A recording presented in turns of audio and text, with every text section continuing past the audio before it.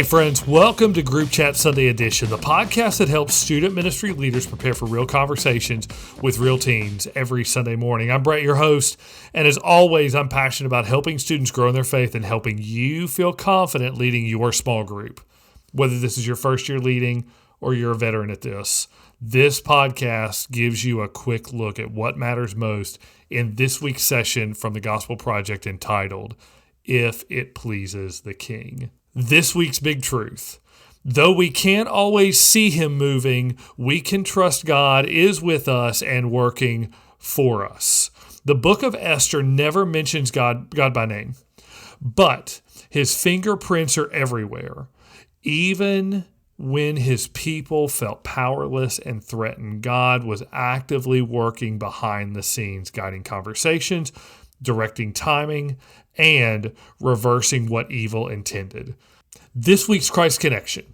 While the situation seemed hopeless for Esther's people, the Jews, God was totally in control and had a plan to save them.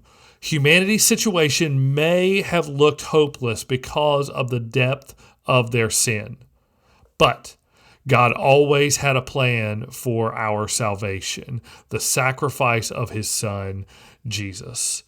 Just as God rescued his people from destruction in Esther's day, he rescues us from the ultimate destruction of sin. So this week, Esther 3, Haman, the king's powerful official, casts lots and secures a decree to destroy, kill, and annihilate all the Jews in the Persian Empire. Shockingly, this decree is issued the night before Passover, the very celebration of God's rescuing Israel from Egypt.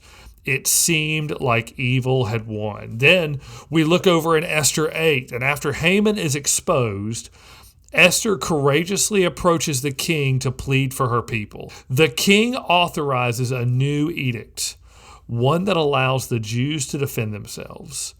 What looked like certain destruction turns into gladness, joy, and celebration across the empire. Even though God's name isn't written in the book, his providence is unmistakable here. He works through Esther's courage, Mordecai's integrity, and the timing of events, even the politicians of the Persian court to save his people. So here's some questions your students might ask this week in small group. Why would God let something so evil get this far? Why does God feel hidden sometimes? Do I really have a purpose where I am?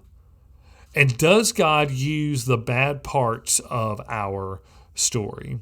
See, students often assume God is only working when life feels good.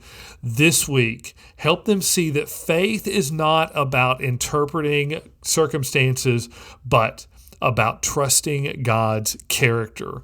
Both good and hard moments are places where God invites us to live boldly, love others well, and trust him deeply. Remind your students that God is present in their quiet moments, their confusing seasons, and even the places they feel most alone. Here's this week in one sentence.